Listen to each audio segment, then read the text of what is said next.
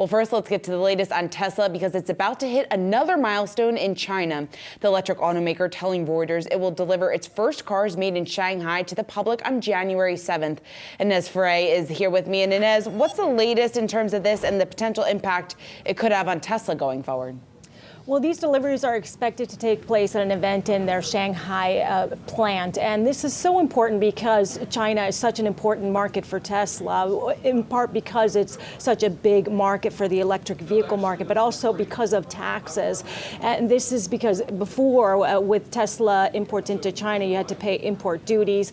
You also have some local taxes or credits for locally produced vehicles that are electric vehicles, which will apply to this. So it's very important as far as tax credits are concerned, especially when you've got the tax credits in the U.S., which are being reduced. And for the fourth quarter, really, Tesla has been focusing on the Netherlands and on China.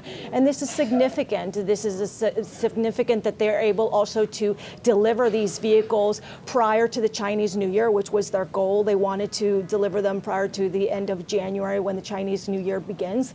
And also, a Tesla executive had said that they were wanting to ramp up production in January. So this seems to be meeting their goals.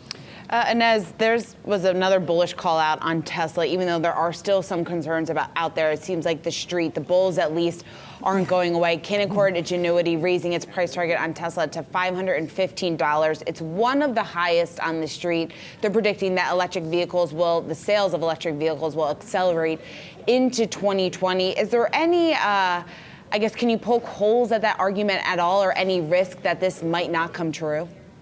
Well, the note says that despite the bears looking at the U.S. credits, the expiration of U.S. credits, and looking at that point, that the analyst at Canaccord expects that Tesla will have a solid fourth quarter, and this is on the heels of a robust, what they call a robust third quarter, with their surprise profit that they had in the third quarter. But this comes ahead of their deliveries, and this is what investors will really be paying attention to, their fourth quarter deliveries. So Tesla for the year of 2019 has predicted they will be delivering anywhere between 360,000 to 400,000 vehicles.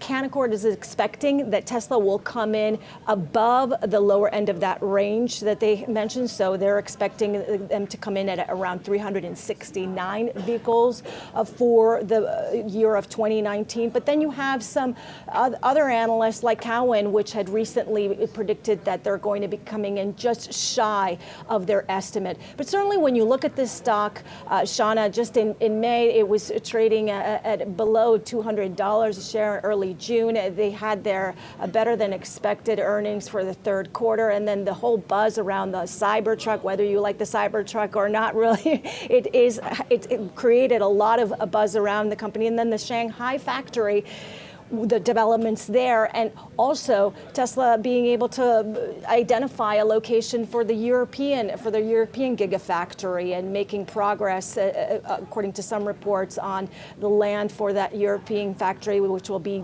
outside of Berlin.